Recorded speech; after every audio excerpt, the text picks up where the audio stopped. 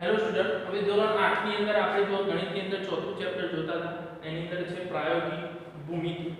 હવે પ્રાયોગિક ભૂમિતિની અંદર આપણે ચતુષ્કોણની રચના અલગ અલગ રીતે કેવી રીતે થાય એ એની અંદર જોતા હતા. આપણે આગળ જોયું હતું બરાબર 4.1 ની અંદર કે આપણને ચાર બાજુ અને એક વિકર્ણનું માપ આપેલું હોય, ચાર બાજુ અને એક વિકર્ણનું માપ આપ્યું હોય ત્યારે ચતુષ્કોણની રચના કેવી રીતે થાય છે. હવે જે પોઈન્ટ આપણે નવો શીખવાનો છે એ બે વિકર્ણો અને ત્રણ બાજુ.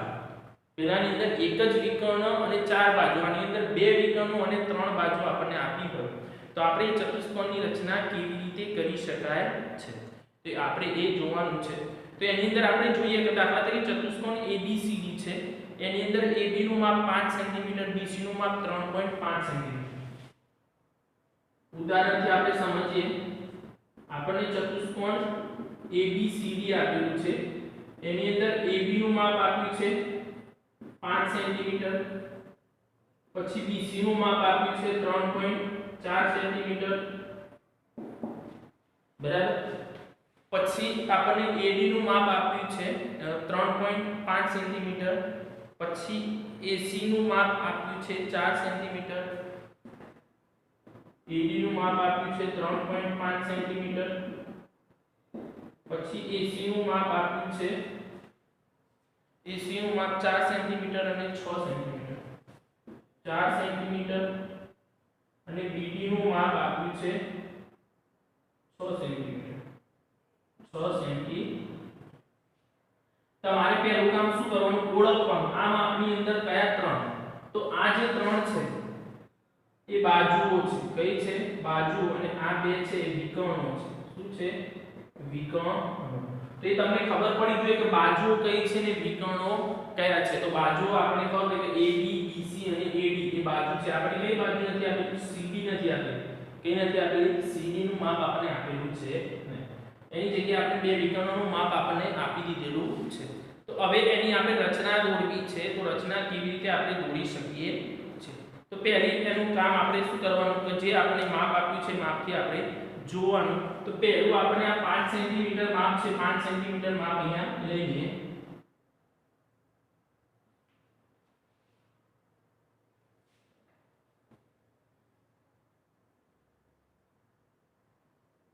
AB 5 centimetre. આપણને ખબર છે કે એની અંદર જે રીતે આપણે એને દોરીએ છે, બરાબર, જેવી રીતે દોરીએ એ રીતે આપણે મુદ્દા લખવાના છે. તો પહેલું છે 5 સેમી લંબાઈનો રેખાખંડ AB દોરો, બરાબર. આપણે એને દોરી દીધો. હવે આપણે શું કરવાનું છે તો એની અંદર કયું માપ કેવી રીતે લેવાનું છે એ આપણે જોવાનું છે. તો એને કેન્દ્ર ગણી અહીંયા આપણને હવે આપણે એનું વિકર્ણ લેશું. શું લેશું? વિકર્ણ લેશું. તો વિકર્ણ લઈ શું કરીએ તો AC. અહીંયા આપણે AB આવી ગયું, આપણે ખબર અહીંયા C આવશે, અહીંયા D આવશે. તો આપણે AC નું માપ લઈ લઈએ. શું લઈ લઈએ? AC નું માપ આપણે એની અંદર લઈ લેશું. તો એની અંદરથી આપણને ખબર પડશે કે એ જે માપ છે એ માપ આપણે કેટલું લેવાનું છે. હવે જો આગળ જે લેતા જઈએ કે AC નું માપ 4 સેન્ટીમીટર છે, તો પરિઘ અને માપપટ્ટીથી 4 સેન્ટીમીટર માપ લઈ એના ઉપર પરિઘનો અનિવાર્ય છેડો મૂકી અને અહીંયા આપણે ચાપ, દાખલા તરીકે અહીંયા ચાપ થાય છે તો એ ચાપ આપણે અહીંયા દોરી દીધો, બરાબર. તો એ જે ચાપ આપણે લઈએ છીએ તો એ જ પ્રમાણે અહીંયા લીધું આપણે. તો કેવું તો 4 સેમી શું ત્રિજ્યા લઈ કોણે એને કેન્દ્ર ગણી ચાપ રચો. પછી આપણે શું કરવાનું છે? B ને કેન્દ્ર લઈ. તો BC નું માપ આપણને આપ્યું છે 3.5 સેન્ટીમીટર. તો 3.5 સેન્ટીમીટર માપ લેવાનું તમારે અને B ને કેન્દ્ર ગણી અહીંયા ચાપ લો. દાખલા તરીકે ચાપ અહીંયા આવે છે, બરાબર. તો ત્યાં C નામ આપી દીધું. અહીંયા આપણે તે જે હતું આપણને આપેલું હતું એ આપણે એને લખી. તો ધ્યાન રાખવાનું કયું માપ કેવી રીતે આપણે લેવાનું છે એ માપની આધારે તમારે એની રચના કરવાની રહેશે. ચાપ મેં તમને કીધું જો ચાપ છે એટલે નામ તમારે તો ચાપને લાંબો કરવાનો. શું કરવાનો? ચાપને લાંબો એટલે કે મોટો કરવાનો. મોટો કરશો એટલે ચાપ ગમે તે જગ્યાએ છેદે તો ખરો. માપ બદલવાનું નથી. ધ્યાન રાખજો, ચાપ છેદે તો ના હોય તો માપ બદલવાનું નહીં. ચાપ ના છેદે તો એનો લાંબો કરશો તો ગમે તે જગ્યાએ એને છેદશે, બંને ભેગા થશે. તો અહીંયા આપણે શું કર્યું તો 3.5 સેમી ત્રિજ્યા લઈ કોને કેન્દ્ર ગણી બી ને કેન્દ્ર ગણી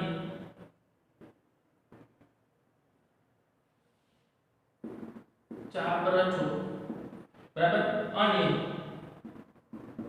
બંને ચાપ જ્યાં છેદે તેને સી નામ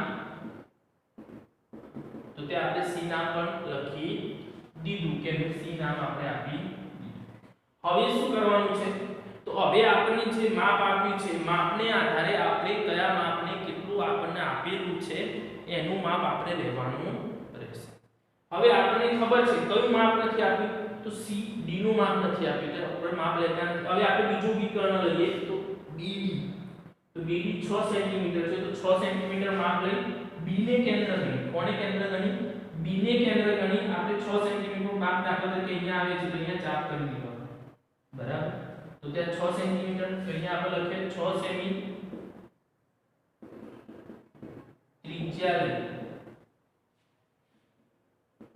બી ને કેન્દ્ર ગણી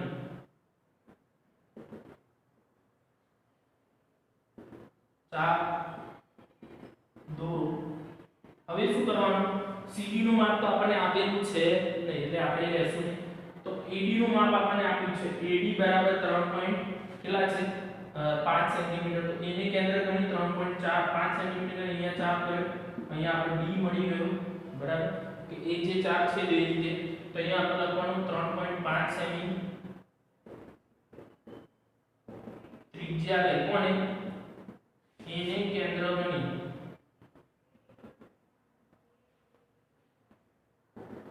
ચાપ દોરો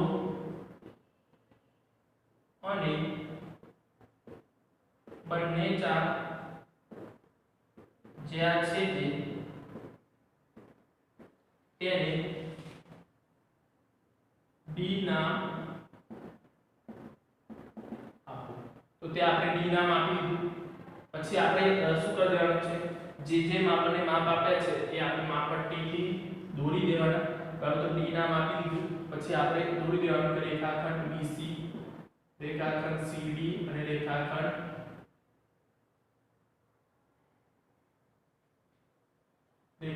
DA પછી રેખાખંડ AC રેખાખંડ BD માપપટ્ટી વડે દોરો આમ त्रिकोण ABCD तैयार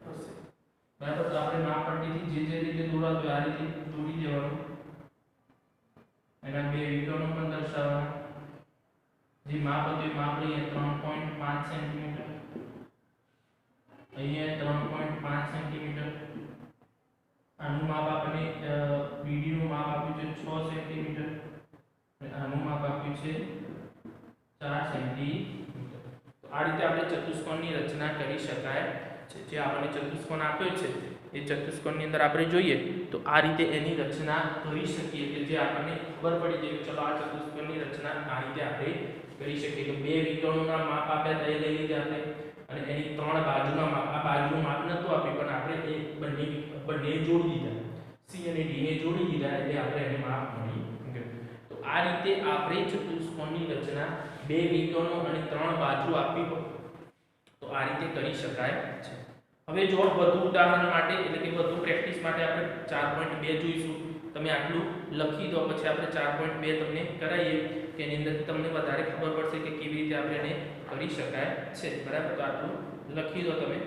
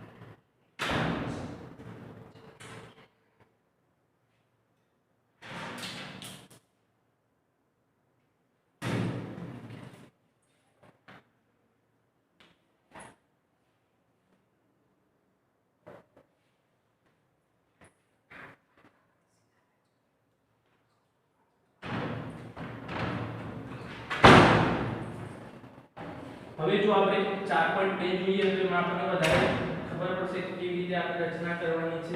તો મેં તમને આ તો દાખલો તમને શીખવાડી દીધો બરાબર આ રીતનો. તો તમને આ રીતનો આપેલો હોય દાખલો તો તમે એને સરળતાથી એ દાખલો દોરી એને કરી શકાય છે આપણે. હવે 4.2 ની અંદર જે આપણે દાખલા આપ્યા છે એ દાખલાની અંદર જોવાનું છે આપણે કે કેવી રીતે એને દોરી શકાય છે અને કેવી રીતે આપણે એને કરી શકીએ છીએ. હવે જો પહેલો દાખલો જે આપણને આપ્યો છે બરાબર, દરેક વિદ્યાર્થીએ ધ્યાન રાખવાનું પહેલો અને બીજો એ બંને દાખલાની અંદર આપણે શું કરવાનું છે કે જે મેં તમને અહીંયા ઉદાહરણ કરાયું છે એ ઉદાહરણથી તમારે દાખલો એ જ રીતે એ જ પદ્ધતિથી ગણવાનો છે. ખાલી તમારે શું કરવાનું એની અંદર નામ અને માપ બદલવાના છે. શું કરવાનું છે? નામ અને માપ બદલવાના છે. ખબર પડી ગઈ દરેક વિદ્યાર્થીને? તો એની અંદર આપણે જોવાનું છે કે જેનું નામ અને જેનું માપ આપણને આપ્યું છે એ માપ અને નામથી તમે એને દોરી શકાય છે. તો આપણે અત્યારે પહેલો ત્રીજું જોઈશું, દાખલા નંબર 3 જોઈશું. 1 2 પછી હું તમને કહું સ્વાધ્યાય 4.2 એમાં દાખલા નંબર 3. હવે દાખલા નંબર 3 જોઈએ આપણે. તો દાખલા નંબર 3 ની અંદર જોઈએ કે સમબાજુ ચતુષ્કોણ BEND સમબાજુ ચતુષ્કોણ આપી શકે. સમબાજુ કે જેની ચારે બાજુ સરખે ચતુષ્કોણ BEND બરાબર. એની અંદર આપણને બે વિકર્ણોનો માપ આપ્યા છે. BN 5.6 સેન્ટીમીટર અને DE 6.5 સેન્ટીમીટર. BN એ વિકર્ણ છે BN અને બીજો આપ્યો છે ED. આ બંનેના માપ આપણને આપેલા છે. DE કે 5.6 સેન્ટીમીટર બરાબર અને અહીંયા આપ્યું છે 6.5 સેન્ટીમીટર. એ માપ આપણને આ રીતે આપેલા છે. બંનેના માપ આપણને બે જ વિકર્ણના માપ આપ્યા છે. ધ્યાન રાખજો આની અંદર આપણે શીખતા હતા શું તો એની અંદર આપણને બે વિકર્ણ અને ત્રણ બાજુ આમાં કોઈ બાજુનું માપ આપણને આપેલું છે નહીં. તો બી આપણે એની રચના કરવાની છે અને એ રચના કેવી રીતે કરી શકીએ છીએ એ આપણે જોવાનું છે બરાબર. હવે એની રચના કરવા માટે એ ચતુષ્કોણ આપણે રચના કરવા માટે આપણે શું કરીશું તો બે જ વિકર્ણ આપણને માપ આપ્યા છે તો આપણે વિકર્ણ જ દોરીએ આપણે. તો પહેલો વિકર્ણ આપણે લઈ લઈશું DE અથવા ED. DE અથવા ED એ કેટલો આપ્યો છે 6.5 સેન્ટીમીટર. કેટલો આપ્યો છે 6.5 સેન્ટીમીટર. હવે 6.5 સેન્ટીમીટર આપણને માપ આપ્યું છે એ માપને આધારે આપણે એને દોરી દઈએ કે એમાં આપણને ખબર પડી જાય કે કયું માપ કેવી રીતે આપણે લેવાનું છે. તો અહીંયા આપણે દોરીએ છે ત્યાં આવી ગયો આપણે B E એટલે અહીંયા D લખ્યા આપણે D અને અહીંયા ED લખો કે DE આપણે કોઈ ફરક પડતો નથી. આ આપણને મળ્યું છે 6.5 સેન્ટીમીટર બરાબર.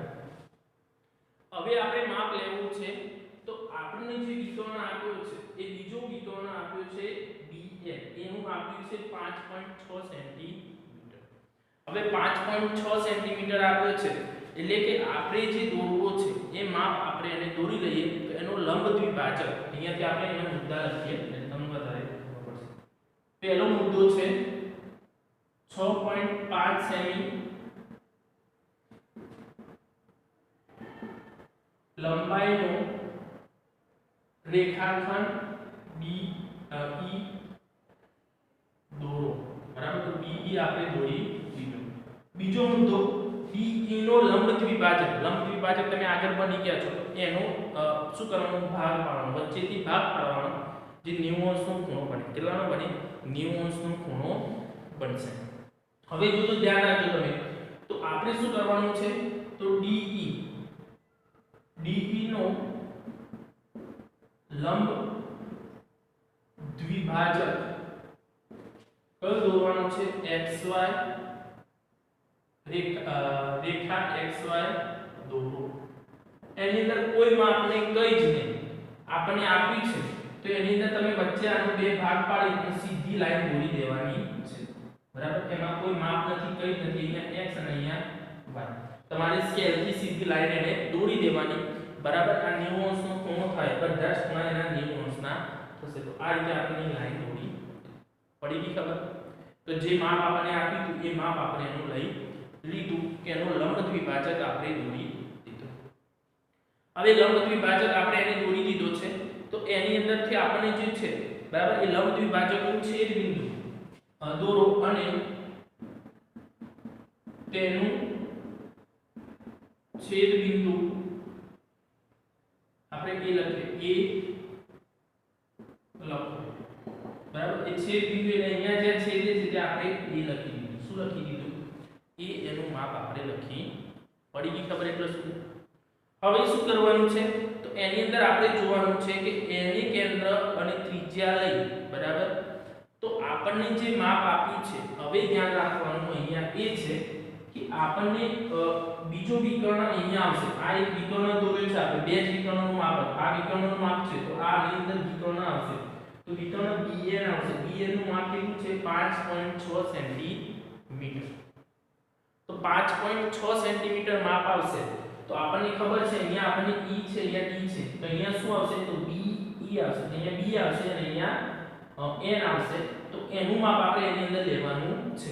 તો કોને કેન્દ્ર ગણી તો એને કેન્દ્ર ગણી આપણે ઉપરની સાઈડ અને નીચેની સાઈડ પરિકરથી માપ લેવું હોય તો કેવી રીતે લઈ શકીએ છીએ.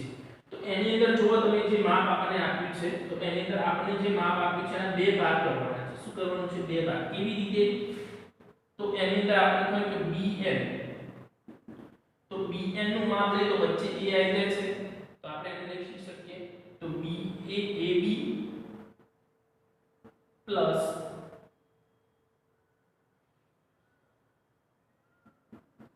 AN. ખબર પડી? A અને B અહીંયા જે માપ આવશે અને અહીંયા જે માપ આવશે એ બંને આપણે સરખું લેવાનું. આ બંનેનો સરવાળો કરીએ એટલે BN આપણને મળી જશે. તો આપણે શું કરવાનું છે એનું માપ આપણને આપ્યું છે 5.6 સેન્ટીમીટર. પછી એને આપણે જે સંખ્યા છે ગુણ્યા 1/2 કરવાના છે. એટલે કેનો ભાગાકાર કરવાનો છે 56/2 કરો એનો જવાબ કેટલો આવશે 2.8 સેન્ટીમીટર. કેટલો આવશે 2.8 સેન્ટીમીટર. ખબર પડી? ફરી એકવાર જો BN નું માપ છે તો A અને N A અને B એટલું માપ આપણે આવશે. આપણે 5.6 ના એટલે એના બે પર સરખા ભાગ પાડવો છે અહીંયાથી બે ભાગ થશે તો આપણે એના બે સરખા ભાગ કરી દીધા. હવે શું કરવાનું છે? હવે 2.8 સેન્ટીમીટર માપ લેવાનું તમારે. કેટલું લેવાનું? 2.8 સેન્ટીમીટર એનું માપ લેવાનું છે બરાબર. હવે 2.8 સેન્ટીમીટર તમે માપ લો એટલે તમને એની અંદર ખબર પડશે કે કેવી રીતે આપણે તો 2 પરિકરથી તમારે 2.8 સેન્ટીમીટર માપ લેવાનું અને આપણને જે માપ આપ્યું છે બરાબર એ માપથી આપણે એને છેદીએ તો આપણને ખબર પડી જાય કે એનો કેવી રીતે આપણે એને કરી શકીએ છીએ. તો એની અંદર તમારે શું કરવાનું 2.8 સેન્ટીમીટર માપ લઈ અહીંયા પરિકરનો અણીવાળો છેડો મૂકવાનો અને અણીવાળો છેડો જે મૂકી દો તમે બરાબર. પછી ઉપરની સાઈડ અહીંયા દાખલા તરીકે ચાપ થાય છે એ જ રીતે એટલું જ માપ લેવા દેવાનું અને નીચેની સાઈડ પણ એટલો ચાપ આપણે દોરવાનો.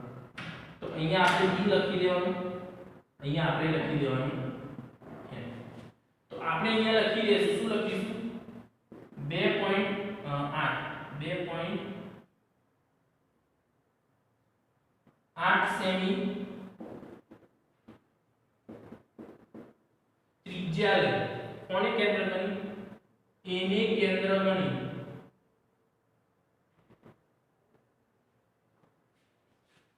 રેખા XY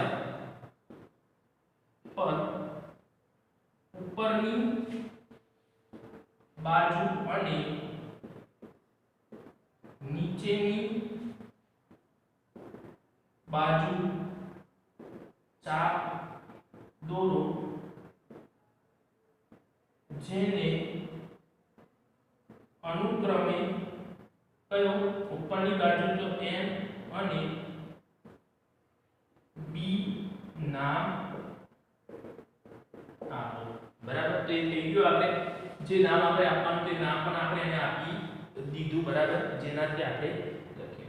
હવે શું કરવાનું છે આપણે જોડી દેવાના છે. કયા જોડી દેવાના તો B E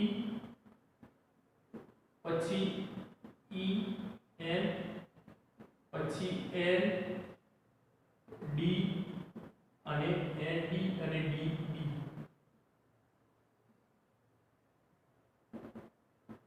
માપપટ્ટી વડે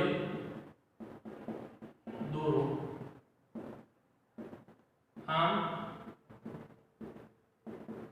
સમબાજુ ચતુષ્કોણ BEND તૈયાર થશે બરાબર તો અહીંયા આપણે જોડી લઈએ આ રીતે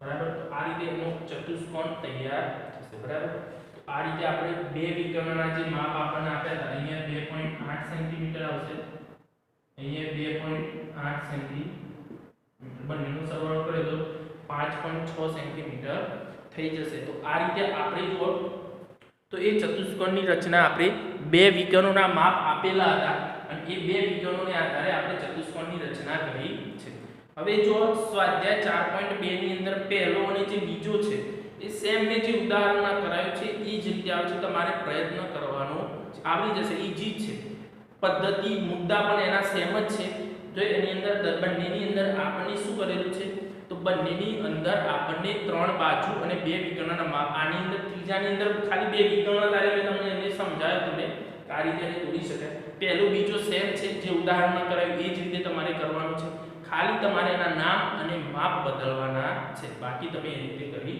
શકાય આ રીતે જો આની અંદર જે આપણે આપ્યું હતું એ બંનેનો આપણે જે પણ માપ આપણને આપ્યું છે એને કરી દીધું તો એના પરથી આપણે જો અહીંયા પ્લસ કરીએ છીએ એટલે શું થાય 2.8 પ્લસ 2.8 કરો બરાબર કેટલા થશે 5.6 સેન્ટીમીટર કેટલા થશે 5.6 સેન્ટીમીટર તો બંનેનો સરવાળો આપણને એ 6 સેન્ટીમીટર મળી જશે તો આ રીતે એને કરવાનું છે ખબર પડી ગઈ દરેક વિદ્યાર્થી આ દાખલો ગણી લેવાનો બીજો પહેલો અને બીજો દરેક વિદ્યાર્થીએ જાતે પ્રયત્ન કરવાનો છે બરાબર આગળનું હવે આપણે નેક્સ્ટ લેક્ચરની અંદર જોઈશું